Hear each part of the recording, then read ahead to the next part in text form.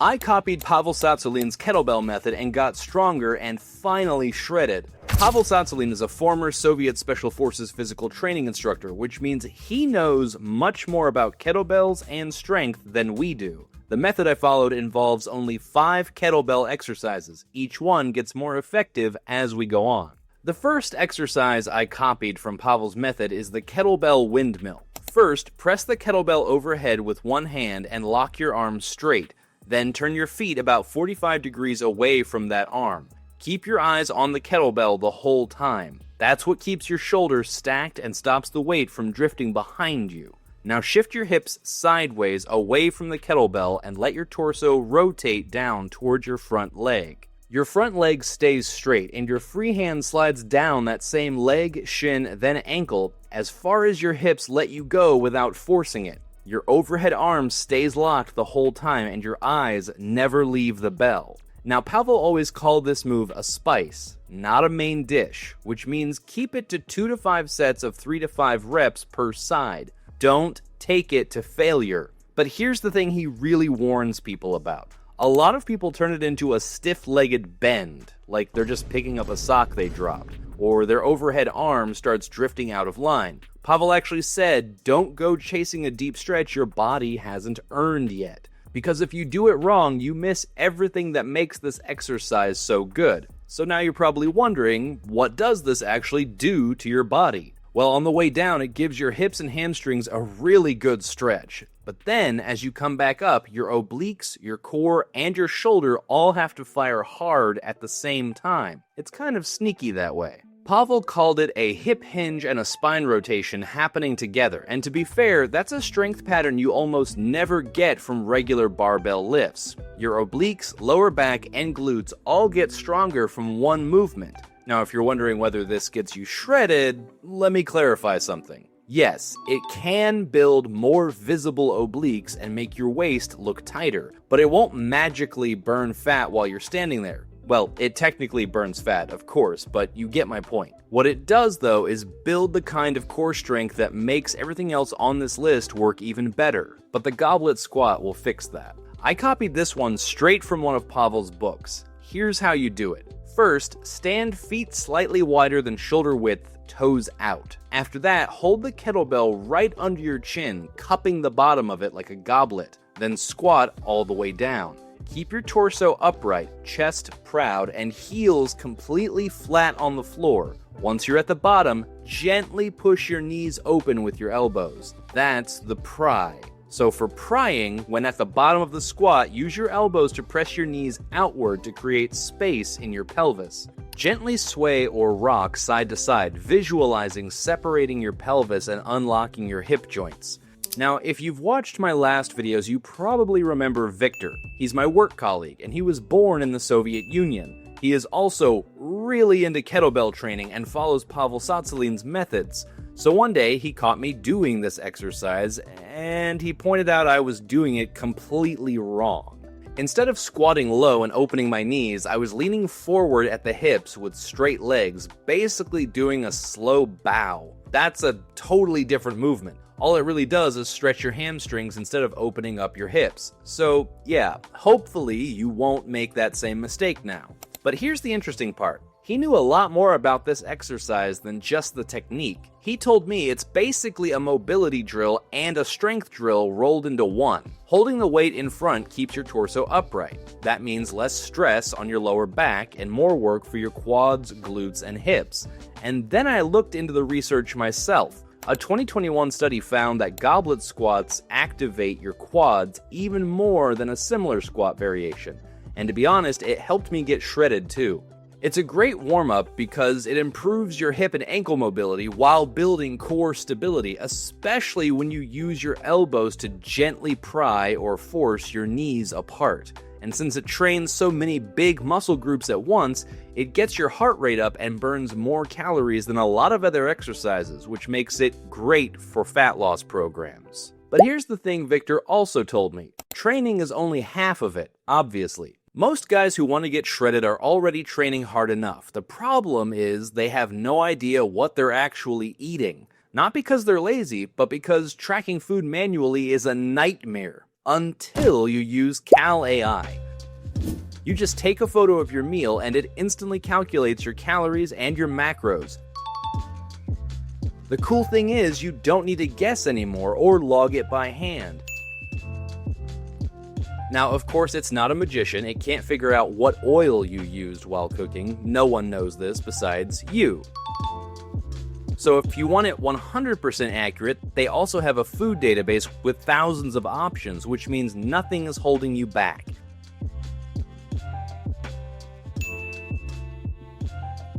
My favorite feature has to be the barcode scanner though. It makes logging those after-gym snacks really effortless. That's the part most people skip, and sadly, that's exactly why most people don't get shredded. Download Cal AI. Use code BARON at checkout for a 3-day free trial. Link is in the description and the pinned comment.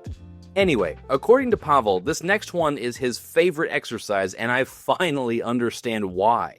This exercise is the double kettlebell front squat. Here's how you do it. First, hold 2 kettlebells in the rack position. Let the bells rest against your forearms and upper chest with your elbows tucked close to your ribs. Now, pull the bells up and in by squeezing your lats as if you're trying to crush your upper arms into your sides. Brace your abs and keep your chest tall. Squat down between your legs while keeping the bells glued to your body. Then drive through your heels to stand back up, staying tight the entire time.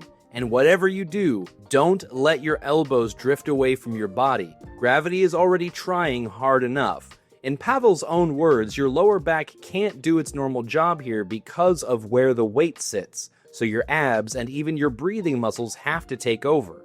The kettlebell front squat is an excellent leg strength developer, and it also teaches you abdominal pressurization for being strong.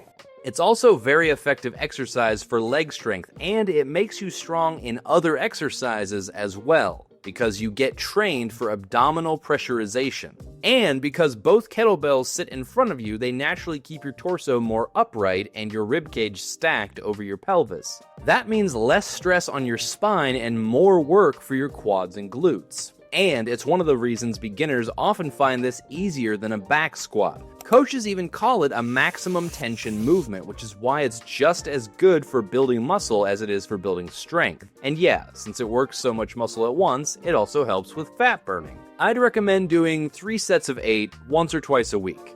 The next one is a bit harder at first, but the benefits speak for themselves. This is one exercise you really want to learn carefully, and if you rush it, you can end up hurting yourself. Here's how it goes. First, lie on your back with the kettlebell locked straight overhead in one hand. Then roll onto your opposite elbow. From there, push yourself up onto your hand. Next, lift your hips into a bridge. Then sweep your back leg through into a kneeling position. Now stand all the way up, keeping the kettlebell locked overhead. Then simply reverse every step until you're back on the floor. And that's the whole exercise. But remember, eyes stay on the kettlebell the entire rep. But here's the really interesting part. One study measured shoulder muscle activity through every single stage of this movement. It's one of the very few exercises that's been studied this closely for shoulder stability. Another study found that getting good at this move improves your shoulder and hip strength, stability, and flexibility.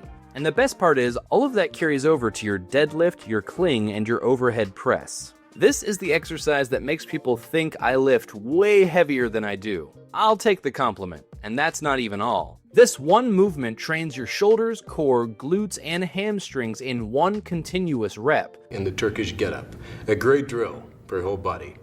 Now, I won't lie to you, there's no study showing it magically melts fat on its own. As for how often to do it, Pavel's standard is 10 total get-ups, 5 per side, 1 rep every minute, all finished in 10 minutes, pretty much every day. But if you're just starting, do what I did. I began with 4 total get-ups, 2 per side. And please, don't rush the transitions just to beat the clock. I slowed mine down for the first 2 weeks, and that's why my shoulder stability finally clicked. Next is the kettlebell military press, and if your goal is a shredded strong physique, this is the one you don't want to skip. Here's how you do it. First, clean the kettlebell into the rack position. Let it rest against your forearm with your wrist straight. Make a white knuckle fist and tuck your elbow against your ribs as if it's guarding your spleen. Now squeeze your glutes, tighten your thighs, and brace your abs. Make a fist with your free hand to create even more full body tension. Take a sharp breath into your belly and press the kettlebell, guiding it around your head until your arm locks out with your biceps next to your ear. Then, don't just let it fall. Pull it back down under control with your lats, almost like doing a one-arm pull-up. Reset your tension before the next rep. Now here's why this works. The kettlebell's weight sits off to one side instead of being centered like a barbell. Think of it like carrying a grocery bag that's loaded on one side. Your body has to fight to keep everything balanced, and that's exactly where the extra strength comes from. Pavel actually said something interesting about this very exercise. Here's what that means. I challenge anybody to find a pressing exercise that's biomechanically more perfect for the shoulder than the kettlebell military press. It's perfect. Range of motion is perfect. Great stretch, great contraction, just absolutely perfect.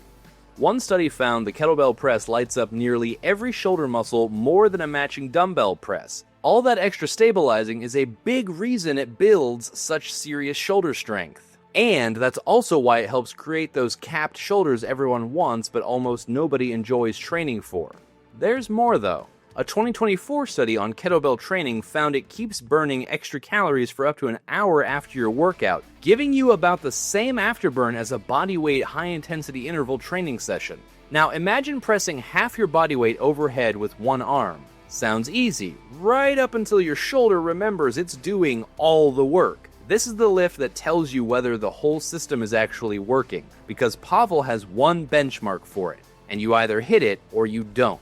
That benchmark is pressing half your own body weight overhead with one hand for one clean rep. To build up to it, train in ladders. 1 rep, rest. 2 reps, rest. 3 reps, 3 times a week. Identical to the Mike Tyson push-up we talked about in another video. And don't skip your lighter, faster training days. I did that for a month and my progress completely stalled. The moment I added a lighter day back in, the numbers started moving again. So now you've got all 5 exercises. But look, this was never meant to be a 5 all-out workouts every single day. There's actually a simple structure behind it, so let me show you exactly how I organize my week. I start with the goblet squat, 3 sets of 5, just to open up my hips and wake my whole body up. Then I moved to the Turkish get-up, 4 total reps, 2 per side, nice and slow. Right after that comes the windmill, 2 to 3 sets of 3 to 5 reps per side. I actually placed this one right after get-ups since your shoulder is already warmed up. Then it's the double kettlebell front squat, 3 sets of 8. This is where the real leg strength starts getting built. And I finish with the military press, ladders of 1, 2, then 3 reps, resting between each round. And that's really the whole secret. You could also do your regular workout and implement these as bonus exercises or swap it with different ones. Pavel even gave this system a finish line. Press half your body weight overhead with one hand for 1 clean rep. That's the number I've been chasing this whole time. And that's the unfortunate part about copying this guy's method. It actually works. So if you decide to give it a shot, just stay consistent. Your shoulders might hate you at first, but your future self probably won't. Thanks for watching, and I'll see you in the next one.